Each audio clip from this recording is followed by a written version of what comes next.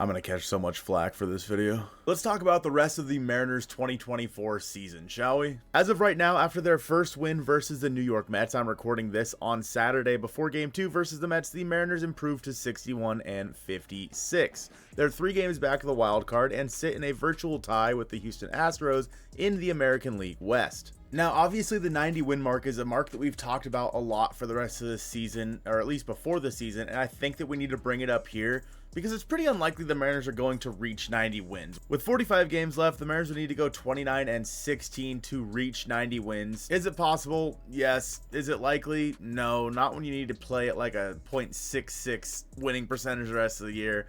That'd be a pretty tough pill to swallow for the Seattle Mariners. However, there is a bright spot here that I want to mention, and that is that they don't necessarily have to play at breakneck pace the rest of the way to win this division, which is good. It just goes to show how terrible the American League West has been this year. The leaders of the divisions around baseball go like this: 69 wins for the Baltimore Orioles, 67 for the Cleveland Guardians, 69 for the Phillies, 66 for the Brewers, and 67 for the Dodgers. In the American League West, 61 wins is the most. That's like 5 or 6 less than pretty much every other division in all of baseball. Yeah, the American League West just, for some weird reason, sucks this year. Now, we've all mentioned 90 wins is the magical win total for the Mariners to win the division and get into the playoffs. Let's check around with the last few World Series winners to see if that is the case. Last year in 2023, the Texas Rangers went 90-72 and ended up winning the World Series. They got in as a wild card, however. They were not the winners of the division because the Houston Astros had more wins against them in the season, so the Texas Rangers came in a wild card spot. In 2022, the Houston Astros won 106 games, which I believe was the most in baseball that year. Yep. The Houston Astros won 106 games and won the World Series. 106 games, a 654 pace. That's absolutely ridiculous. In 2021, the Atlanta Braves won the World Series with 88 wins. They had 88 wins and they won that division. They went on to win the World Series in 2021. We're skipping 2020 because, well, COVID year, but in 2019, the Washington Nationals won the World Series at 93-69. They also went in a wild card spot. In 2018, the Boston Red Sox won it by winning their division with 108 wins, which is absolutely insane. That is a massive number to look at right now. 108 wins for the Boston Red Sox. They won the World Series with that team. We can't really talk about 2017 because that is the Houston Astros that won the World Series that year, and well, they were banging trash cans, so do with that as you will. But the Houston Astros won the World Series that year with 101 wins. We'll stop here with the 2016 Chicago Cubs, who finally broke their World Series drought. They won 103 games. In 2024, however, baseball is a lot different of a game. The highest win total right now is the Baltimore Orioles, the New York Yankees, and I believe the Phillies, who also have 69 wins. Yeah. And they are all around 590 in the win percentage. The highest win percentage right now is the Phillies, so let's use them as an example. Their win percentage is 595. They have a 595 win percentage, and if you equate that to a 162 game season, that comes out to 96 wins on the year. Nobody in baseball is on track to win over 100 games in 2024. Now, I know I'm throwing a lot of numbers at you. Stick with me if you could. I do have a point to all this. With the Mariners' 521 win percentage, they are on pace for about 84 wins on the season. Does that win you the World Series? Based on everything we've seen, no. I think what we saw was 83-ish wins that we saw that won the World Series over what we just went through. 84 wins does not win you the World Series according to the last 8 years of data. Now again, the Mariners have 45 games left. They have 20 games at home and 25 on the road. Their strength of schedule is still one of the lower in baseball as well. Looking at this, the Mariners have the 23rd easiest schedule the rest of the way with a 492 win percentage of all these teams. The hardest games they have coming up here are against the Yankees, the Dodgers, the Padres, the Mets, which they have 2 more with after when I record this, 3 more against the Houston Astros, and 3 against the St. Louis Cardinals.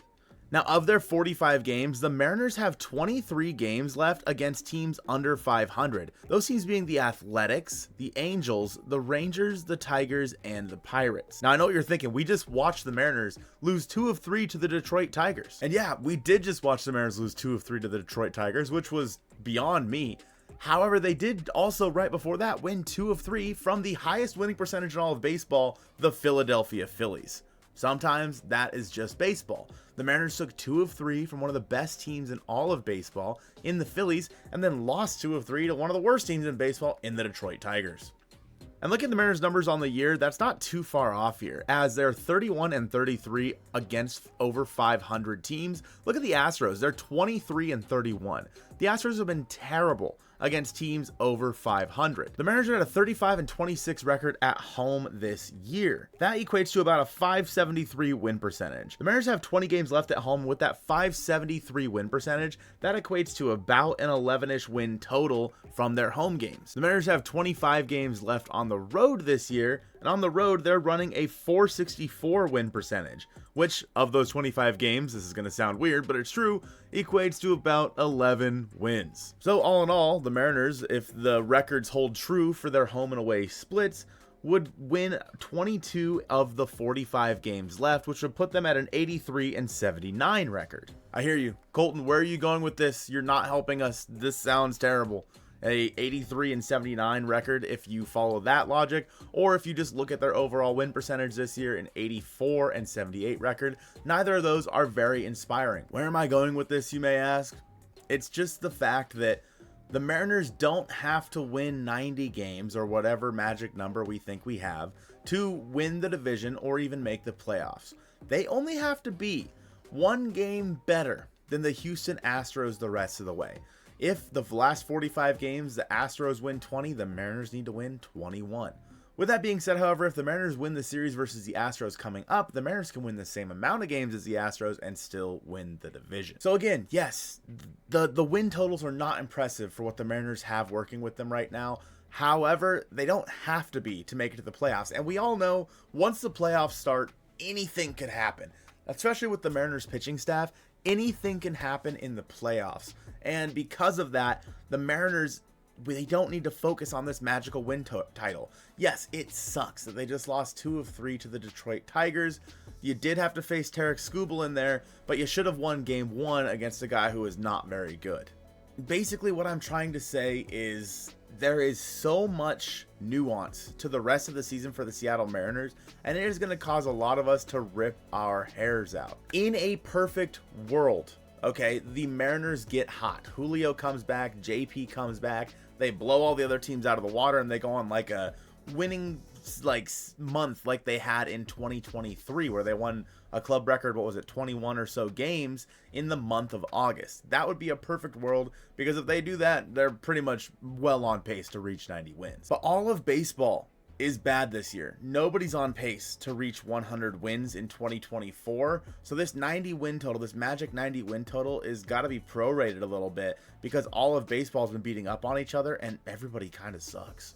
The wild card is a different story for the Mariners, because realistically the only one I have faith that they could make it up to is wild card 3, which would mean they would play the 3rd worst division winner, which in a wild card series would be the Houston Astros. The only spot that I believe the Mariners can really catch up into the wild card spot is wild card 3, maybe wild card 2. They're 5 games behind the Minnesota Twins in the wild card race, only 3 behind the Kansas City Royals. The Mariners either way would have to play a wild card series on the road. If they finish in wild card 3, they would probably have to take on the Houston Astros, who have the worst record of all the division winners. If they finish in wild card 2, they take on, more than likely, one of the Yankees or the Orioles here, whichever team finishes in wild card 1.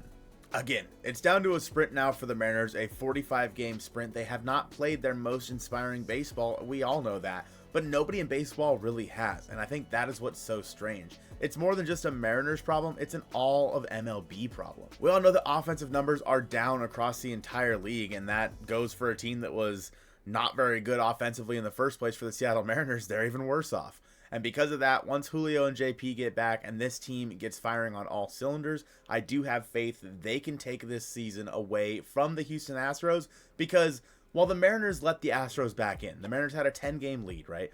And the Astros were able to catch back up. The Astros have not played great baseball either since they went on that magic run for like the month they caught up to the Mariners in that 10-game lead.